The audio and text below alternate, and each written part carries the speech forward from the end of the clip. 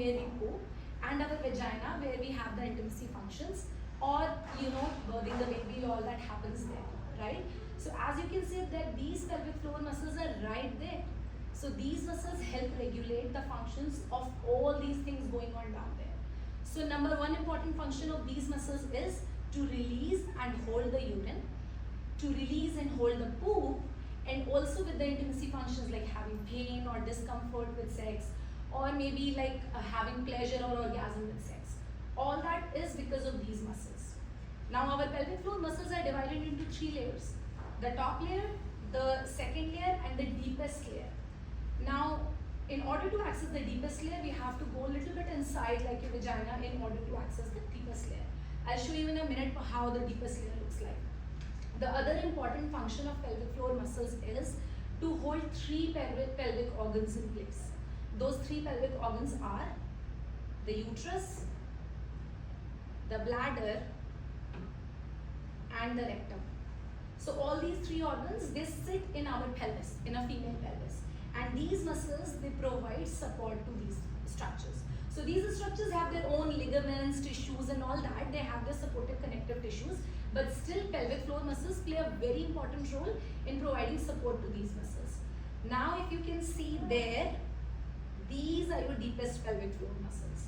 So like I said, like even when we do our assessment, in order to assess your deepest pelvic floor muscles, I have to basically insert just one finger inside the vaginal hole in order to access these deep muscles.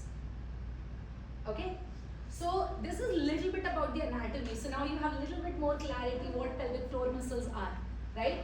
It's a bunch of muscles. It's not one muscle, it's not one structure, it's a bunch of muscles down there. And its function is not to just control your pee, because I know that's the most popular, because women, when they start leaking, they are like, oh yeah, my pelvic floor muscles are involved.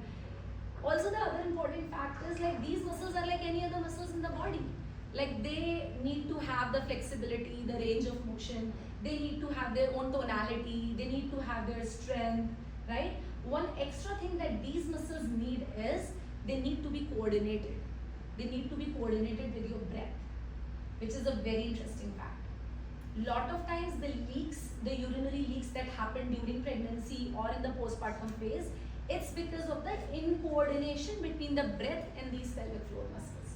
So that is a part that is very much missing in the women's health, that no one talks about. Even like a lot of times when we go to our pelvic floor therapist, they are talking about strengthening the muscles and working on the relaxing the muscles and all of that, but no one is talking about that coordination.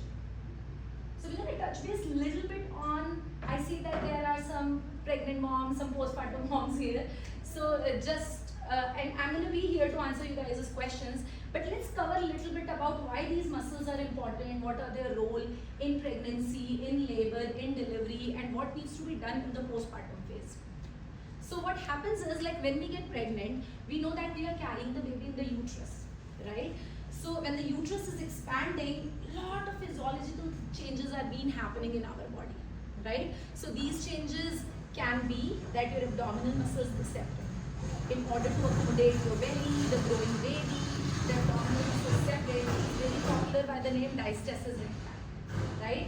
So that is physiological. You and me have no control over it, but the healing of it, we have a lot of control over it, and we'll talk about it in a minute in the postpartum part.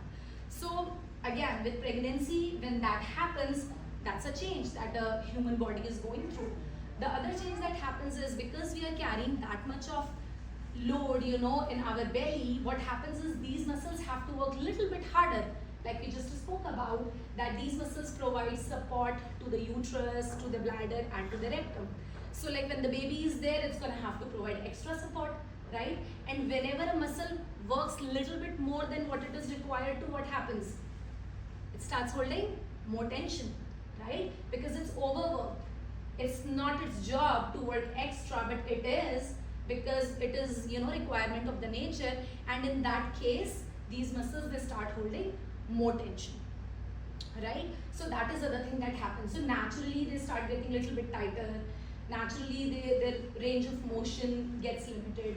Also the way we are breathing during pregnancy changes, because again the belly is growing, so the baby is pushing around to the ribs, the baby is pushing on your diaphragm. And I don't know if you guys are aware, but for breathing, the two major primary muscle groups are, one is diaphragm and the other is your intercostals. But the surprising fact is that most of us don't use any of those to breathe. Yes, that's a fact. Lot of us, we use the secondary muscles of breathing, which are your traps muscles, which is right there, which is your pectorals, which is right there.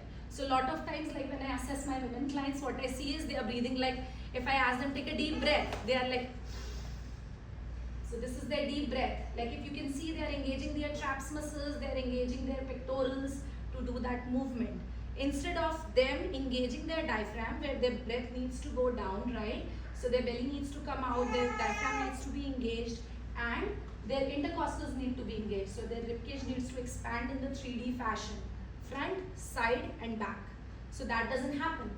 And because of that lack, your pelvic floor does get affected. And I'll explain you how. So how natural breathing works is that our diaphragm, it's a dome-shaped structure. It sits right under our ribs. So when we inhale, the lungs, they are filled with air, and that pressure gets transmitted to the diaphragm, and in response to it, the diaphragm flattens. Now that pressure gets transferred to the intra-abdominal area, that pressure gets transmitted to the pelvic area, and our pelvic floor muscles, they lengthen in response to it, right? And then when the exhale happens, that recoils back, the pressure comes up, and the diaphragm recoils back to its dome-shaped position, and we exhale. So if you realize that there is a piston kind of relationship, if anyone has read physics, piston kind of relationship between the diaphragm and the pelvic floor muscles, right? Now what happens is, imagine if I'm not engaging my diaphragm to breathe. Diaphragm is a muscle. It's going to lose its flexibility, it's going to lose its function, it's going to become tight, and then we develop the intra-abdominal pressure here.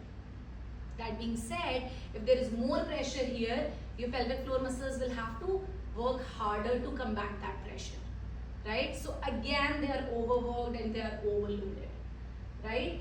And when all that happens, then what happens is, like, your diaphragm becomes weak, your diaphragm becomes tight, your pelvic floor muscles become tight, they become incoordinated because now they are not moving along with your diaphragm that they are supposed to be, right?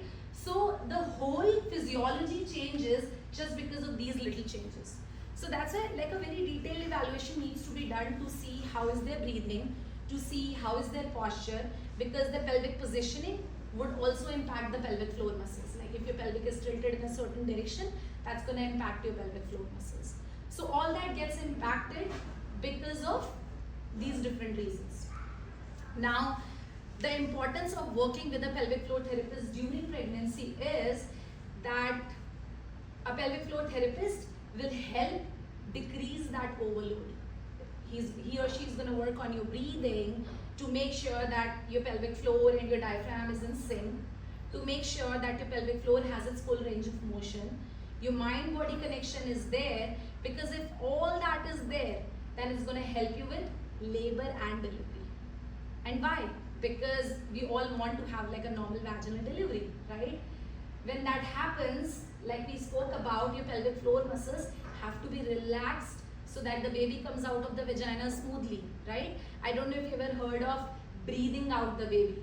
That's what it means, that you are breathing out the baby, you are synchronizing your breath with the contractions, and your pelvic floor muscles are supporting that environment so that you don't end up in tearing. If you guys have heard of perineal tearing, this is what it is. When the muscles are tight down there and the baby has to come out, there is not enough, flexibility there, then either the gynae will have to cut, which is called episiotomy. They either have to like put a cut on your perineum so that the baby can come out easily, or the baby is gonna tear apart the muscles and come out, and then we end up getting stitches down there, right? So in order to prevent all these complications, in order to facilitate the healing of the diastasis recti, it's super important to work with someone during pregnancy. I'm a strong advocate of working on pelvic floor during pregnancy, because prevention is better than cure. If you can prevent all that damage from happening, your recovery is much more faster. Now let's say you weren't able to work with a therapist during pregnancy, then in the postpartum phase, in order to heal your diastasis recti, in order to get coordinated there, in order to get the strength and range of motion there, it's super important to work with a pelvic floor therapist, Because don't accept all those myths that, oh, it's normal that my sex life is not same as I had when I did not have kids. It's not true, it's a myth. It should be back, like it should be exactly what you used to feel. It's just that your muscles need a little bit more attention. I hear this all the time where women say, oh yeah, I leak just like normal. And I say, what do you mean by normal? They say like, like the normal usual stuff, like you start leaking after having 1 or 2 kids. I'm like, no, that's a myth. This is not normal. This is common, I get that, but this is not normal. So that can be 100% fixed. Those leakages can be 100% fixed. Any unknown constipation that you don't know, you are like, oh, I eat healthy, but still I constipate. Why? It's because your pelvic floor muscles might be holding tension, right? So any pain or discomfort during intimacy, even if it's happening in a particular position, like sometimes people say, oh yeah, overall I'm fine, it's just that position that hurts. But it's telling us that there are certain group of muscles down there that are tight. That's why like when something hits that muscle, particularly in that position, it hurts more. So all those are indicators. So my request to all the women is, don't ignore those symptoms. Those are just the indicators telling you that there is some sort of pelvic floor dysfunction going on and they need attention. They are asking for help. That's it. So it's super important to just go to a specialist who would not give you the symptomatic treatment, who would evaluate the root causes behind your symptoms and then give you the treatment so that you heal from within. And the very important other factor that always goes missing is the emotional quotient that I was talking about. Lot of times, like just the delivery experience can be a micro trauma for a mom, and people don't get that. They are like, oh yeah, you delivered, my sister delivered, my mom delivered, like what's something special about it? But every pregnancy is different, every delivery is different, every person's conscious is different. Maybe when the experiences she was having during delivery, during labor, that can be a micro trauma to a woman. And just that little thing can stop them to enjoy their life later on, getting back to the normal activities they wanted to do. So like I mentioned that I am certified NLP coach, so I also use those strategies in my sessions to have that emotional healing so that you can heal from within, you can get all that trauma out from your pelvic floor and heal yourself and feel like your own self. So all that is like, this is just a little part of what pelvic floor muscles can do for you. All the lifelong, like perimenopausal phase, menopause phase, all those phases, our body changes. And like any other muscle in the body, these muscles also need attention. Okay? So I know that's a lot of information, lot of that stuff might be new for you guys. But I'm here if you guys have any questions. Just let me know, like if you want to ask now. Otherwise, like I will be here for another 1 hour. So if you guys have questions, you can reach out to me later on personally. Yeah, we actually do have a Q&A session scheduled. So if anyone has any questions or want to ask after, feel free to do so. Okay, awesome. All right, thank you guys. Thanks for listening.